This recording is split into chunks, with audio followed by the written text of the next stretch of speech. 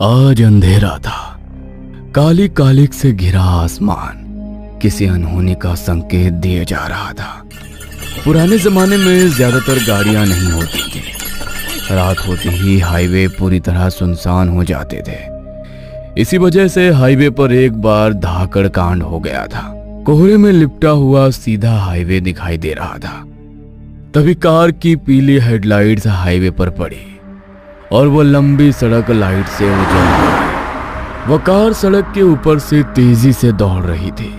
Car में Pratap, Vikram, Manveer car की पिछली सीट पर बैठे थे। आगे ड्राइवर सीट पर महेंद्र बैठा था और उसके बगल वाली सीट पर सूरज बैठा था। वे सभी बच्चे दिवाली में काली चौदस के अवसर पर राजस्थान में काली माता के एक मंदिर में दर्शन करने जा रहे थे। कार की पीली हेडलाइट्स की रोशनी में सड़क के किनारे खड़े हरे भरे पेड़, उन पेड़ों के पीछे दूर दूर तक फैली पीली सुनहरी रेत का रेगिस्तान था। उस रेगिस्तान में हवा और कुपोषित सूरज की रोशनी, मुड़ी हुई टेढ़ी भुजाओं वाले सूखे पेड़ खड़े थे जो अंधेरे में इस कार को आगे जाते हुए देख रहे थे। गाड़ी का स्पीडोमीटर 80 दिखा रहा था। मीटर में फ्यूल फूल भरा हुआ दिख रहा था। उन सभी को घर से निकले अब बहुत देर हो चुकी थी। सभी को बहुत भूख लगी थी। सड़क के किनारे एक छोटा सा ढाबा दिखाई दिया। इन सब ने ढाबे से थोड़ी दूर अपनी गाड़ी खड़ी की।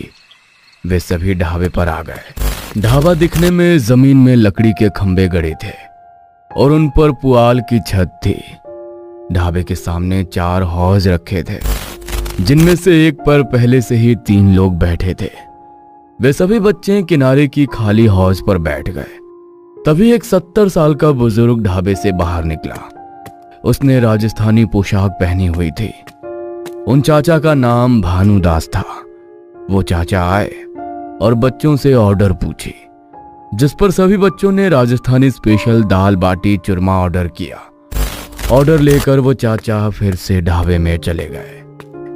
इन सभी बच्चों से थोड़ी दूर किनारे वाली बेंच पर 3 आदमी बैठे थे और उनके सामने शराब की बोतलें रखी थी। उन्हीं में से एक आदमी ने इन बच्चों से पूछा, और बच्चों, तुम लोग कहाँ जा रहे हो? इस पर बच्चों ने कहा, हम काली माता के दर्शन के लिए भूलभाट जा रहे हैं। बच्चों की इस बात पर उस आदमी के चेहरे पर भय, असहजता के भाव छा गए और उन लोगों ने कहा, तुम लोग जाओ, पर रास्ते में कहीं भी गाड़ी मत रोकना। उस आदमी की इस बात पर बच्चों ने सवाल किया, क्यों? गाड़ी क्यों नहीं रोकना? पीछे से आवाज आई, क्योंकि रात में उस रास्ते का रूप बदल जाता है। भानुदास काका हाथ में दाल बाटी चूरमा की 2 थालियां लेकर बच्चों के पास आए। उन्होंने दोनों थालियां जमीन पर रख दी। भानुदास काका बताते रहे, वहां जमा हुआ अंधेर खाली नहीं होता। उस अंधेरे में कुछ फिरता है, जिसे एक बार तुम लोगों ने देख लिया तो उस रास्ते से बाहर नहीं निकल पाओगे। भानुदास काका ने कहा। सभी बच्चे उनकी बात पर हंस पड़े, लेकिन कहानी दिलचस्प थी और वे सुनने लगे। लड़कों, आगे का रास्ता 1.5 घंटे तक बिल्कुल सुनसान है। कहा जाता है कि हाईवे बनने से पहले 56 साल पहले उस जगह पर काला जादू करने वालों का एक कबीला रहता था। वे लोग पत्थर दिल थे। अगर किसी को काले जादू के लिए, गुप्त धन के लिए मानव बलि चाहिए होती थी तो ये आदिवासी उसे दे देते थे। उन आदिवासियों ने उस जंगल में इतने लोगों की बलि दी थी कि वहां की जमीन पानी कम और मानव रक्त मांस ज्यादा सोख लिया है। इन लोगों के काले जादू से तंग आकर एक अंग्रेज ऑफिसर ने आधी रात को सब सो जाने के बाद अपनी सेना भेजी और उसने उन सभी को नींद में ही मार डाला। उस अंग्रेज ऑफिसर की सेना ने उनके सिर में, बगल में जहां मिले गोलियां भून दी, महिलाओं की इज्जत लूटी, फिर उन्हें जिंदा जला दिया और जमीन में गाड़ दिया और उनके जमीन में गड़े लाशों के ऊपर से वे हाईवे बना दिया। रात में इस जनजाति के आदिवासियों की आत्माएं हाईवे पर जाने वालों को भयंकर कष्ट देती हैं। हर अमावस्या को वहां सड़क पर कम से कम एक एक्सीडेंट होता है। इसलिए मेरी बात सुनो, उस हाईवे से मत जाओ। भानुदास ने कहा। यह घटना बताते हुए उनके चेहरे पर डर के भाव साफ दिखाई दे रहे थे। बच्चों ने खाना खा लिया। प्रताप ने उस चाचा का बफाया पैसा चुका दिया। सभी बच्चे कार में बैठ गए और उस चाचा की बात सुने बिना उसी सड़क से जाने लगे, क्योंकि बच्चे ऐसे झूठ कहावतों पर विश्वास नहीं करते थे। सूरज ने अपनी कलाई घड़ी पर समय देखा। अब 11:15 बज रहे थे। मुश्किल से 1-1.25 घंटे में वे सभी बूल भाटा पहुंच जाएंगे। सड़क एक विकराल राक्षस के खुले हुए मुंह की तरह दिख रही थी। जैसे जैसे कार आगे बढ़ती, ऐसा लगता जैसे सड़क इस कार को निगल रही हो। अरे देखो, मैं क्या लाया हूं। प्रताप ने सबका ध्यान अपनी ओर खींचा। महेंद्र ने भी अपनी सिर के सामने लगे आईने में देखा। तभी सामने देखा कि प्रताप के हाथ में शराब की एक बोतल है। प्रताप, तुम्हें यह शराब की बोतल कहां से मिली?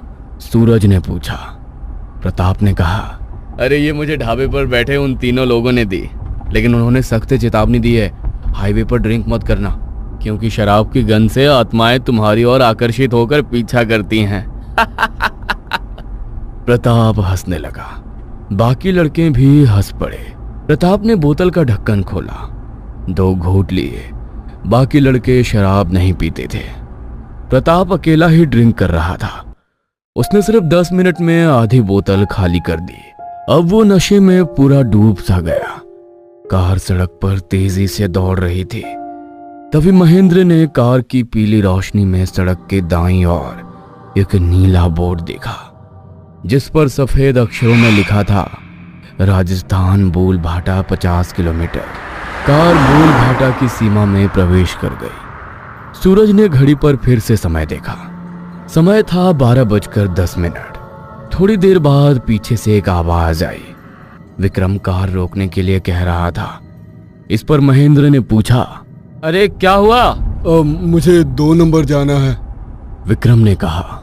ठीक है कहते हुए महेंद्र ने गाड़ी सड़क की बाईं ओर रोक दी। वह इलाका घनी झाड़ियों से घिरा सुनसान था।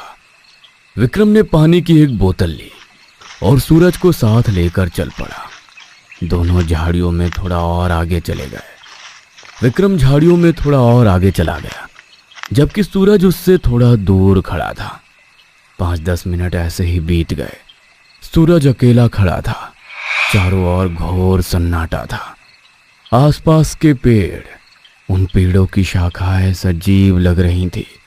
ऐसा लग रहा था जैसे अभी वे शाखाएं हलचल करेंगी और पूरे शरीर को कुचल देंगे। अचानक उस ठंडे बेजान सन्नाटे में विक्रम की भयानक चीख फूट पड़ी। सूरज ने पलटकर उस आवाज की ओर देखा। उसकी आंखों ने विक्रम को डरा हुआ चेहरा लिए अपनी ओर दौड़ते देखा। वह लड़खड़ाकर बीच में गिर पड़ा, फिर तेजी से जमीन से उठा। वह सूरज की ओर दौड़ा। सूरज ने उसे अजीब नजरों से देखा। क्या हुआ इसे? ये ऐसे क्यों कर रहा है? तभी सूरज ने विक्रम से थोड़ी दूर एक पेड़ के तने के पास देखा। उसकी आंखें चौड़ी हो गई, मुंह खुल गया, गला खून से लथपथ था। पेड़ के मोटे तने से बहते सफेद धुंध में एक आकृति खड़ी थी। नीचे सफेद धोती, ऊपरी शरीर पूरी तरह से नंगा। उस नंगी देह की त्वचा भूतिया सफेद था। दाएं कंधे से बाएं कमर तक उन्होंने लाल रंग का जनेऊ पहना हुआ था। और उससे भी ज्यादा विचित्र, मन को सुन्न कर देने वाली बात यह थी कि उसका चेहरा बहुत ही विचित्र और डरावना था। खप्पड़ चेहरा, खरगोश जैसी त्रिकोणीय कान, और सबसे ज्यादा दिल दहला देने वाला डर ये था कि उन दोनों ध्यान की आंखों के किनारे लाल थे, केसरिया आग के लाल अंगारों की तरह। यह बेहद भयावह दृश्य देखकर दोनों कार की ओर दौड़े। आधे रास्ते में उनको मनवीर महेंद्र मिले। उन्होंने विक्रम की चीख सुनी थी, इसलिए वे देखने आए थे कि क्या हुआ। सूरज ने उन्हें ज्यादा कुछ बताए बिना बस इतना कहा, जल्दी से कार में बैठो, चलो यहां से। और सब कार की ओर दौड़ पड़े। सब कार के पास आए, कार में बैठे। जब तक कार स्टार्ट नहीं हुई, विक्रम और सूरज की चौड़ी आंखें झाड़ियों में झांक रही थी, मानो कोई अभी उन अंधेरी झाड़ियों से निकलकर भागते हुए आएगा और उस घने अंधेरे में घसीट ले जाएगा। जैसे ही कार चलने लगी, महेंद्र ने सूरज से पूछा कि क्या हुआ, और सूरज ने उसे वो हकीकत बताई जिस पर महेंद्र, मनवीर और प्रताप सब उसकी बात सुनकर हंस पड़े। हो, शराब मैंने पी रखी है और चढ़ तुम दोनों को गई है। प्रताप दांत पीसते हुए जोर जोर से हंसने लगा। थोड़ी देर बाद महेंद्र गाना सुनने के लिए अपने साथ 4-5 कैसेट लाया था। महेंद्र ने उनमें से एक को ऑडियो टेप पर लगा दिया। गाना लगाने का मकसद इस दूषित माहौल को ताजा करना था। सूरज ने फिर से घड़ी देखी।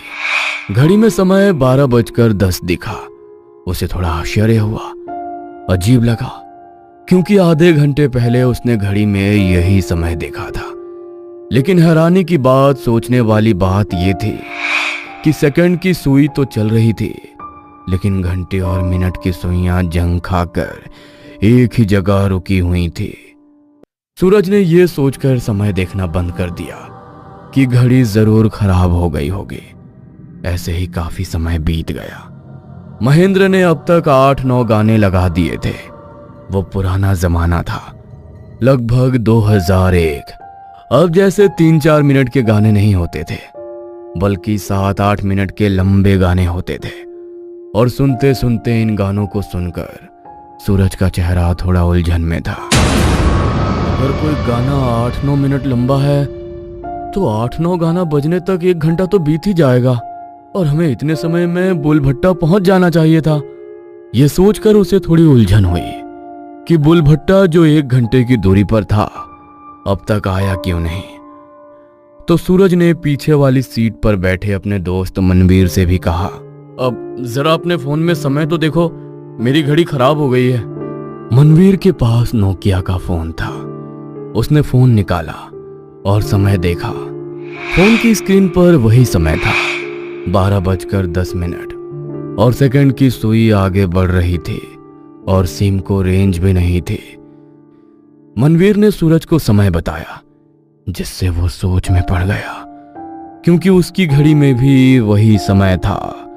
उसने ये भी कहा कि उसकी घड़ी में भी वही समय था और घड़ी रुकी हुई थी।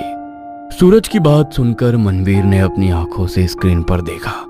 इसके पीछे मकसद ये देखना था कि समय आगे बढ़ रहा है या नहीं। मनवीर 2-3 मिनट तक घड़ी देखता रहा, लेकिन समय मानो थम सा गया था, आगे बढ़ ही नहीं रहा था। आखिरकार उसने निराश होकर फोन जेब में रख लिया। गाड़ी में अब सब चुपचाप बैठे थे। प्रताप, जिसने बीच में शराब पी ली थी, इतना नशे में था कि बुदबुदा रहा था। गाड़ी सड़क पर तेजी से दौड़ रही थी, लेकिन अभी भी बुलभट्टा आने का कोई संकेत नहीं था। महेंद्र ने कहा, बुलभट्टा अभी भी नहीं आया। लेकिन किसी के पास जवाब नहीं था, क्योंकि जो घटना हो रही थी वो बहुत ही अजीब थी। प्रताप नशे में था। उसकी पलकें भारी हो गई थी, आंखें हल्की लाल थी। उसी नशे में उसकी नजर सामने सड़क पर गई।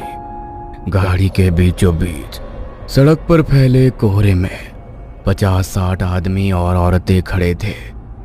उनके हाथ पैर लाल धधकते खून से सने थे। उनकी पीली, चांदी और केसरिया आंखें गाड़ी पर टिकी थी। अरे गाड़ी रोक भिंडी, गाड़ी रोक, वो लोग सड़क पर खड़े हैं, उड़ा देगा क्या उन्हें, साले गाड़ी रोक। प्रताप जोर जोर से चिल्लाने लगा।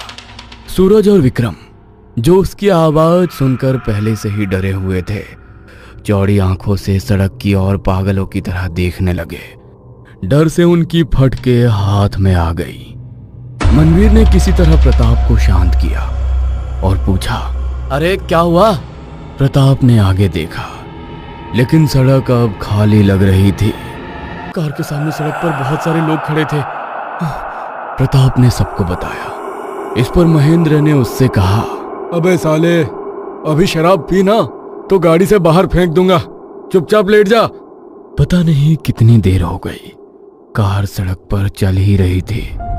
अब कार में सन्नाटा छा गया था। शराब पीकर बैठा प्रताप भी शांत हो गया था। सबको इस बात का पूरा एहसास हो रहा था कि उनके साथ कुछ बुरा हो रहा है। थोड़ी देर बाद सभी ने कार से 50 मीटर दूर सड़क के किनारे एक गहरे भूरे रंग की आग जलती हुई देखी। उस आग के और 2 लोग कंबल ओढ़े बैठे थे और महेंद्र ने उन लोगों से थोड़ी दूर जाकर कार रोक दी। मनवीर अकेला ही गाड़ी से बाहर निकला। मनवीर थोड़ा दूर खड़ा होकर उन लोगों को 3-4 बार पुकारा, लेकिन वे सब बिना कोई जवाब दिए वहीं बैठे रहे। मनवीर ने यह सोचा कि इन लोगों को कम सुनाई देता होगा। मनवीर चिल्लाया और बोला, अरे भाई, ये सड़क कहाँ जाती है?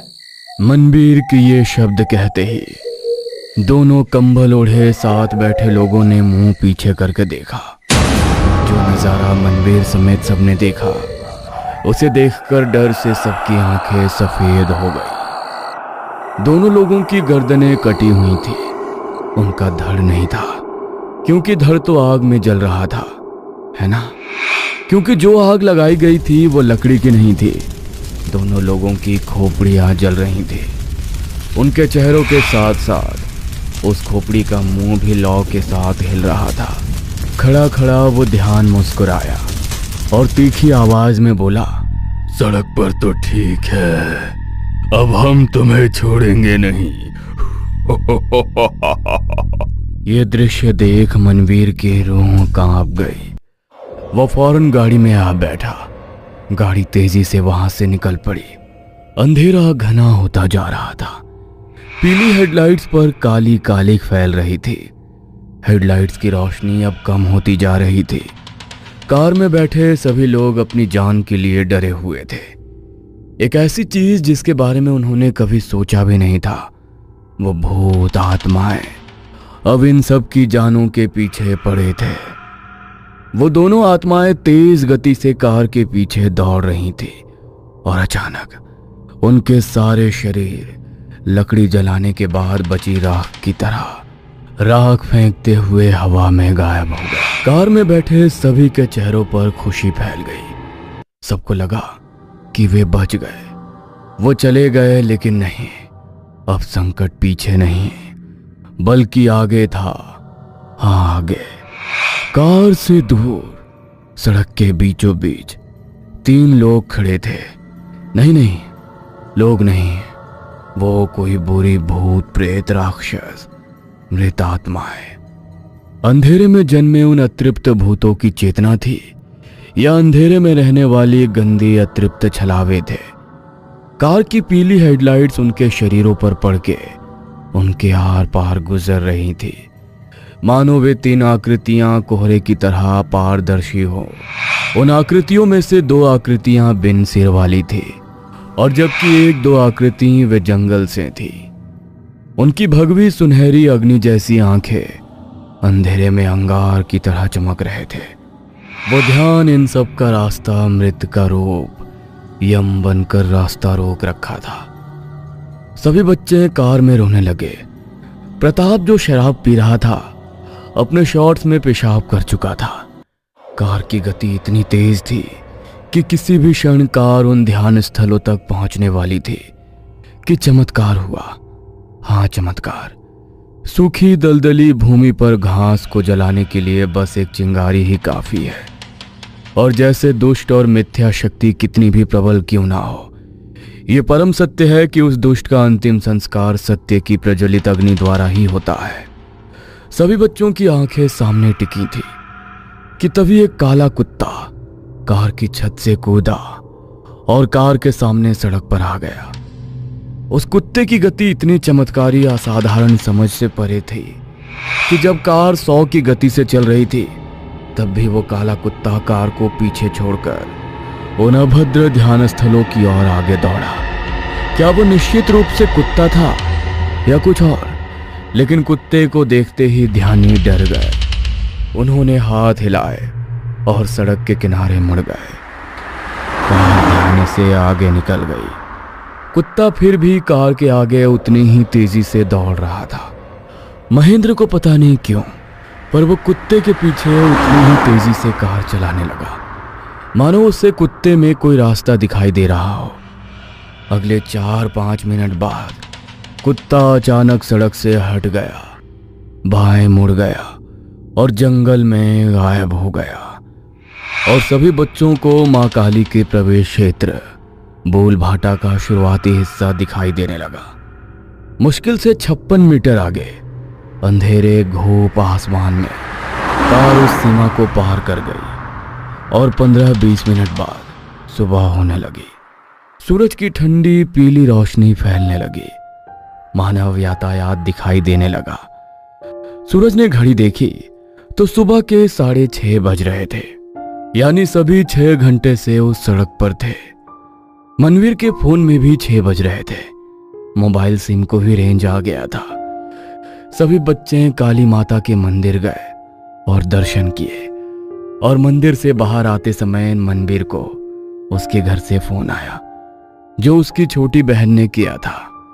फोन पर उसकी छोटी बहन ने एक चमत्कारी कहानी सुनाई कि सुबह 5:30 बजे माँ ने एक सपना देखा कि वो सब बच्चे मुसीबत में हैं। उसकी बहन ने ये तक बताया कि उसकी माँ ने उन्हें फोन भी किया, लेकिन वो लोग फोन नहीं उठा रहे थे। उसकी माँ को उसकी बहुत चिंता हुई, तो वो काली माता की पूजा करने बैठ गई और कहा कि वो सब सकुशल घर आ जाए। मनवीर की बहन की बात सुनकर सभी बच्चे रोमांचित हो गए। उन्हें एहसास हो गया था कि वो काला कुत्ता कोई साधारण नहीं, बल्कि ईश्वर का एक रूप था, जो उस मुसीबत की घड़ी में उन्हें बचाने आया था। सबने माँ के फिर से दर्शन किए, उनका तहे दिल से शुक्रिया अदा किया और दोपहर को अपने घर चले गए। क्या पता रात में फिर से ऐसी घटना घट जाए। तो इस तरह सबको एक अच्छी सीख मिली कि बुजुर्ग लोगों के विचार कभी गलत नहीं होते।